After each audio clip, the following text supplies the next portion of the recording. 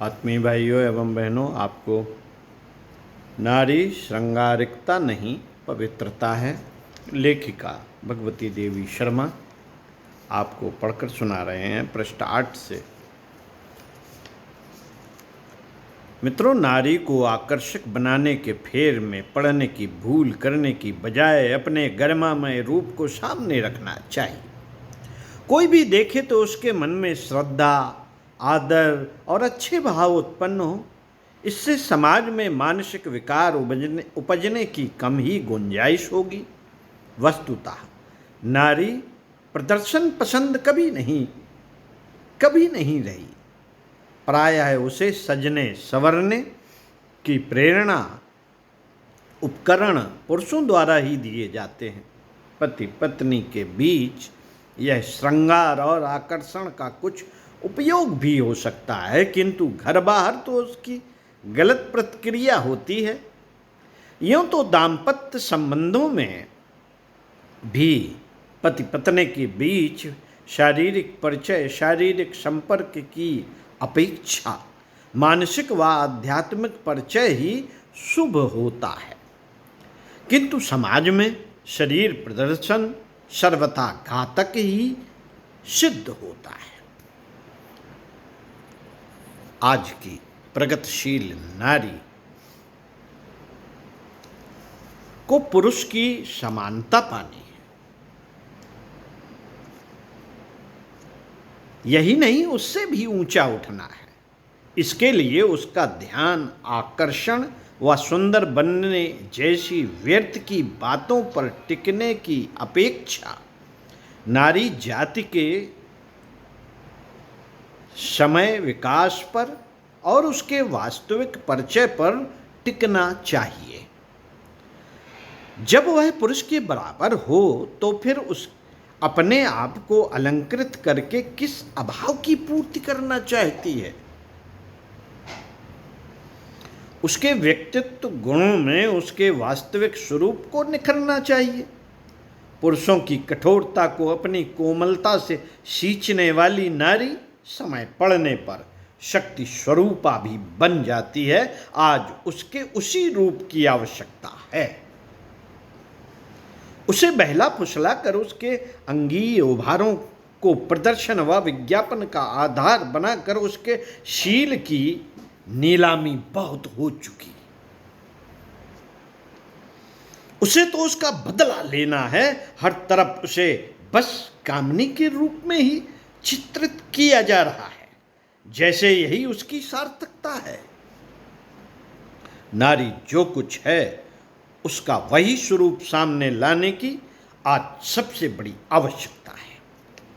शारीरिक बल का युग लद चुका, अब तो मानसिक बल का वर्चस्व स्थापित होता जा रहा है।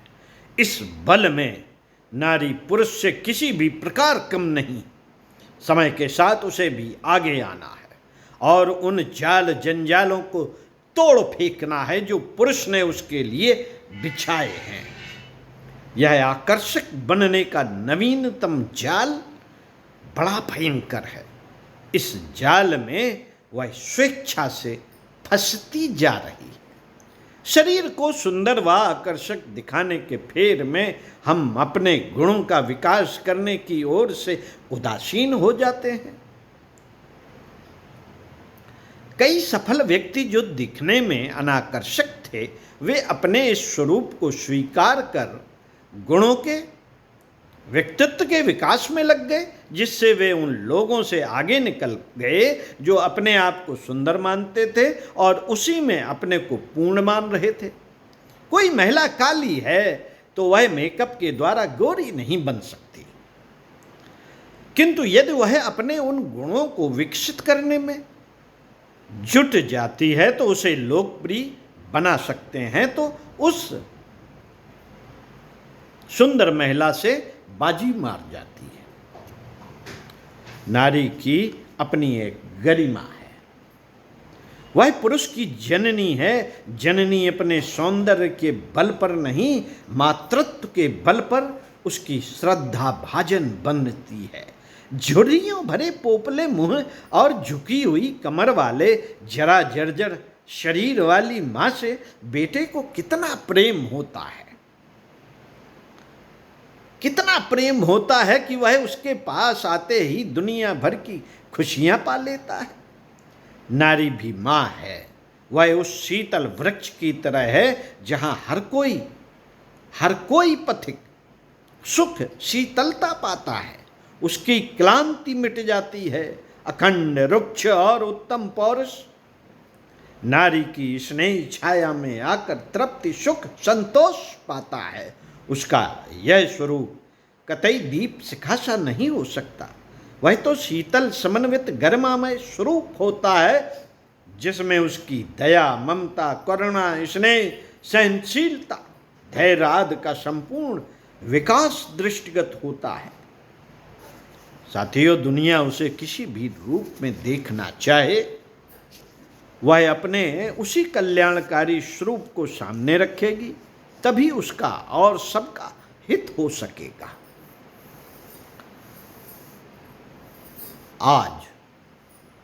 आज जो छेड़छाड़, शील हरण आदि की घटनाएं बढ़ रही हैं, उसके पीछे नारी का आकर्षक दिखने, फैशन परस्ती की ओर भागने की भूल भी बहुत बड़ा कारण है। जहाँ यह प्रवृत्ति जितनी अधिक पनपी है, वहाँ ये अपराध भी बढ़े हैं। अमेरिका में फैशन परस्ती व विज्ञापनबाजी अधिक है, तो वहाँ पर शील हरण के अपराध भी सबसे अधिक होते हैं।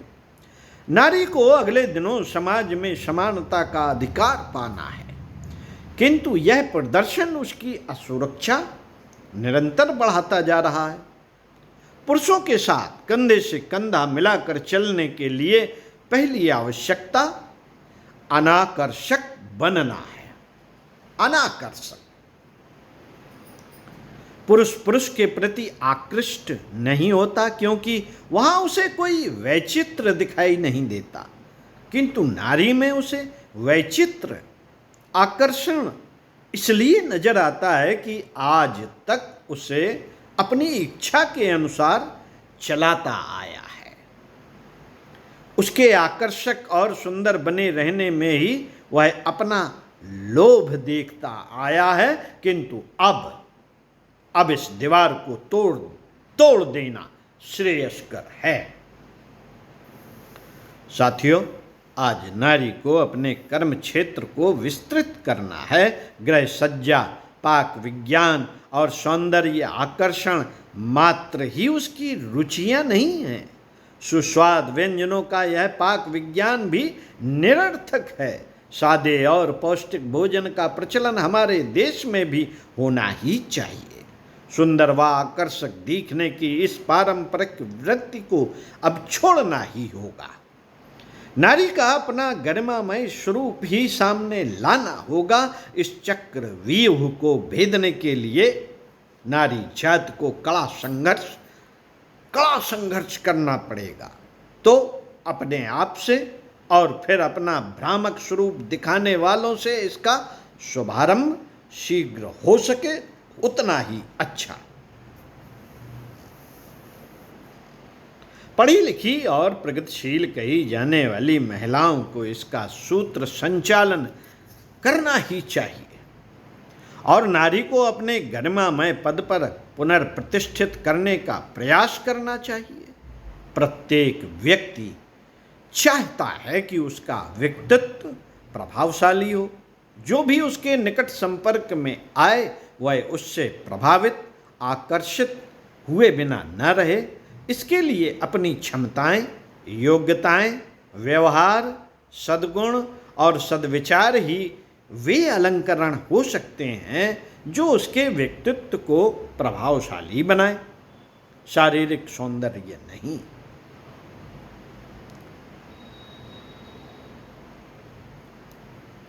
किंतु आजकल आधुनिकता के नाम पर लोग विशेषकर महिलाएं यह समझने लगी हैं कि व्यक्तित्व को प्रभावशाली बनाने के लिए शारीरिक सौंदर्य होता है। शारीरिक सुंदरता सबको नहीं मिलती। व्यक्तित्व को प्रभावशाली दिखने में शारीरिक सौंदर्य आवश्यक होता तो ईश्वर सभी को वह प्रदान करता। उसने सभी को शरीर के आवश्यक अंग, आंख, कान, नाक, हाथ, पैर दिए हैं। शारीरिक सौंदर्य भी उतना ही आवश्यक होता तो वह सबको देता। 100 में से मुश्किल से 1-2 व्यक्ति ऐसे मिलेंगे जो लूले, लंगड़े या अंधे हों, किंतु गौरवर्ण और चेहरे की सुंदरता वाले 100 में से मुश्किल से 10-15 व्यक्ति मिलेंगे। इससे स्पष्ट है कि त्वचा का रंग और चेहरे का सौंदर्य व्यक्तित्व को प्रभावशाली बनाने के लिए बहुत आवश्यक नहीं है। जो महिलाएं आधुनिकता के नाम पर इस भ्रमजाल में फंसकर सौंदर्य प्रसाधनों का उपयोग कर स्वयं को आकर्षक बनाने का प्रयास करती हैं, विवेक दृष्टि से देखा जाए तो उसे इस युग का एक अंधविश्वास ही कहा जाएगा। व्यक्तित्व को प्रभावशाली बनाने के लिए मात्र चेहरे की सुंदरता व त्वचा का रंग ही पर्याप्त नहीं है। कोई स्त्री काली है तो वह अपने चेहरे पर सौंदर्य प्रसाधन लेप कर गोरी नहीं बन जाती, किंतु वह अपने गुणों के अभिवर्धन और व्यवहार को सुंदर बनाने का प्रयास करे तो निश्चित रूप से अपने व्यक्तित्व को कहीं अधिक प्रभावशाली बनाकर सुंदर स्त्रियों से बाजी मार सकती है। सुंदर विचार और भव्य भाव व्यक्ति को लोकप्रिय और प्रभावशाली बनाते हैं। आंतरिक सुंदर भावों की अभिव्यक्ति प्रफुल्लित चेहरे द्वारा स्पष्ट झलकती रहे तो व्यक्ति की प्रभा छिटके बिना नहीं रहती। साथियों, महिलाएं इसी अंधविश्वास के कारण कि सौंदर्य प्रसाधनों के लेप से वे सुंदर दिखने लगेंगी, चेहरे पर तरह तरह के लेप करके और भी हास्यास्पद बन जाती हैं। और यह बनावटी रूप टिकता भी कितनी देर है, कितनी देर टिकता है। जरा सा हाथ लगे तो पाउडर पुछ जाए, जरा सा पसीना आ जाए तो चेहरे पर चित्रकारी दिखने लगे। शरीर का सौंदर्य तो अस्थायी है।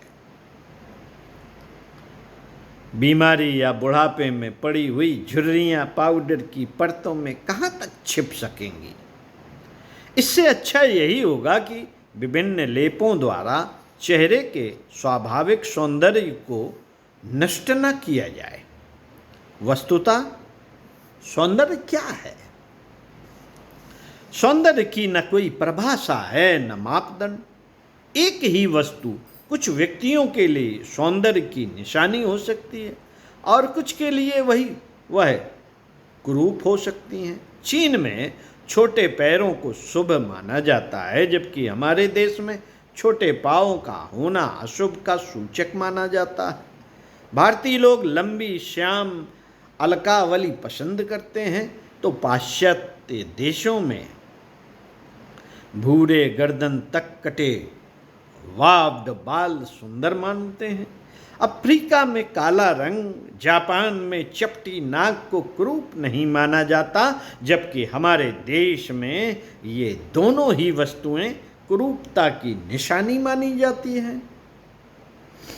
जब शारीरिक सौंदर्य एक भ्रमजाल ही है तो फिर अपने आप को सुंदर बनाने के लिए रोज रोज ना मालूम कितने सौंदर्य प्रसाधनों का उपयोग किया जाना अंधविश्वास नहीं तो और क्या है। उनके उपयोग से व्यक्तित्व में निखार आएगा, किंतु वास्तव में यदि व्यक्तित्व को प्रभावशाली बनाने का प्रयास किया जाए तो शारीरिक सौंदर्य बढ़ाने की जरूरत ही ना पड़े। साथियों, आजकल पर्सनालिटी और व्यक्तित्व के लोग पुरुषों के लिए प्रायः हष्ट पुष्ट और रौबदार व्यक्तित्व और स्त्रियों के लिए सुंदरता व शारीरिक गठन का ही अर्थ लगाया जाने लगा है। शरीर को प्रमुखता देने के कारण मेकअप का अंधविश्वास भी पनपा। कहीं बाहर जाना हो तो घंटों दर्पण के सामने बैठकर चेहरे की लीपा लेपी लेपनी करने, रंग रोगन पाउडर आदि लेपने में कोई कोई महिलाएं तो घंटों लगा देती हैं। वस्त्रों के चुनाव से लेकर आईब्रो की कमान तानने, वेश के साथ लिपस्टिक, बिंदी और तेल मालिश, रंग चुनने और त्वचा की टाइप की जानकारी देने वाले, पत्र पत्रिकाओं के स्तंभ और कॉस्मेटिक बनाने वाली बड़ी बड़ी फर्मों के आकर्षक विज्ञापन और भी सहायक होते हैं।